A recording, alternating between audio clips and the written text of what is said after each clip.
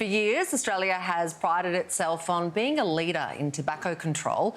Our warning labels and high taxes bringing smoking rates down to some of the lowest in the world.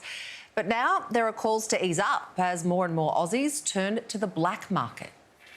It's a side effect of the tobacco black market we don't often hear about. $25 billion hole has been blown in the budget since 2019 due to a collapse in tobacco excise. New figures showing the government raking in way less revenue, not because people are giving up smoking, but because they're turning to bootleg cigarettes. It's prompted calls for the government to reverse years of ever-increasing taxes on cigarettes as more smokers are buying from the black market. Critics say Australia has overshot the sweet spot. At the moment, we are trying to tax so much that people are still smoking, they're just using the illegal alternatives, and the tax man isn't getting his cut, so that's a lose-lose situation. Since it was wrapped up in April 2010, Australia's tobacco excise has risen by almost 390%. That's seen a pack of Winfield 25s rise from $13 to $58, costing a pack-a-day smoker 21 grand a year.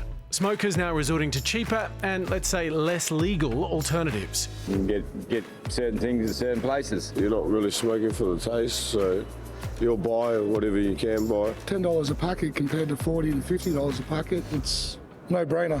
The ATO estimates illegal tobacco makes up at least 15% of the national market. The battle for that market exploding, quite literally, in recent years. Melbourne's tobacco turf war is spreading. Bad guys, firebombs and billions of dollars at stake. Part of the ongoing tobacco war. And as the black market takes off, smoking rates have stagnated at 12%. Low, but not low enough for the government, which is aiming for 5% by 2030. I'm not going to raise the white flag on smoking at 12% of adults. I'm particularly not going to raise the white flag at a time when smoking rates amongst our youngest citizens is actually climbing. 2 out of 3 people who continue to smoke will die as a result of their addiction. It is the #1 preventable cause of death and illness. To get there, it's planning to hike the tobacco excise by at least another 15%. We absolutely know that taxes are a key part of bringing smoking rates down in Australia, but they're not the only thing. Taxes need to be part of a whole package of initiatives. The tricky thing is, once people are used to the black market, it's going to be so much cheaper, almost no matter where the tax level is set. It's going to be hard to convince people back. Economics correspondent for The Age and Sydney Morning Herald, Shane Wright, broke this story and is here to run through the numbers. Shane, it looks like there's only so much tax smokers are willing to pay. Do you think the government's gone too far here?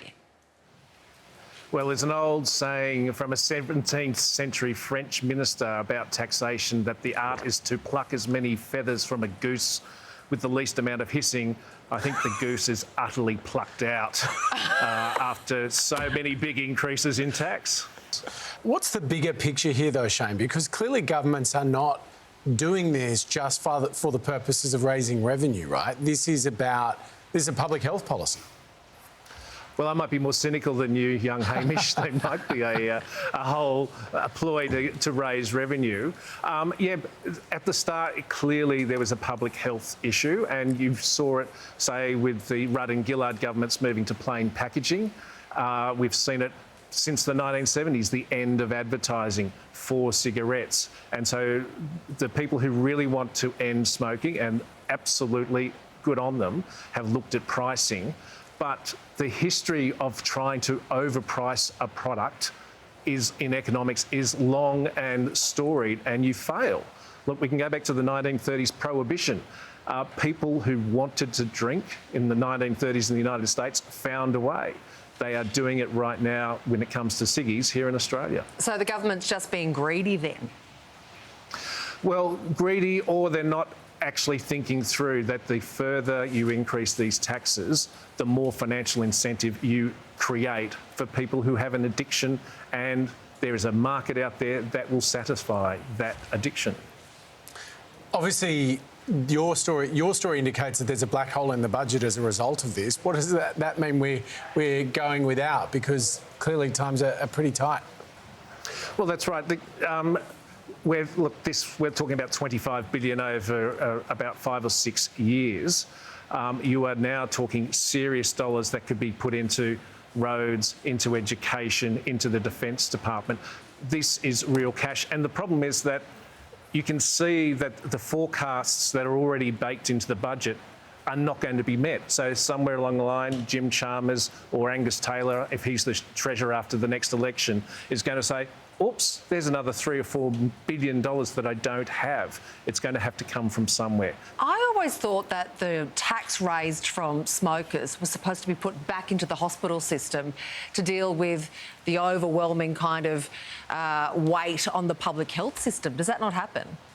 You and Hamish are on an optimistic duo there. Yeah, I genuinely thought that was the reason why. That's kind of what we were fed, that you have to pay the tax because that kind of eases the pressure on the public health system that smokers put on it. Yeah, that's been part of the argument, that somehow that this will always help offset the costs that smokers cause to themselves and to the health system. But it was also aimed to stop them smoking. So it was always there was more than a couple of reasons why this was put in place. But the cost of the health system is much larger than what's coming out of taxation on tobacco. You can see these holes developing over time in the budget, and tobacco has really picked up in a very short period of time. Righto, Shane, appreciate your time. Thank you. Good luck with your goose plucking.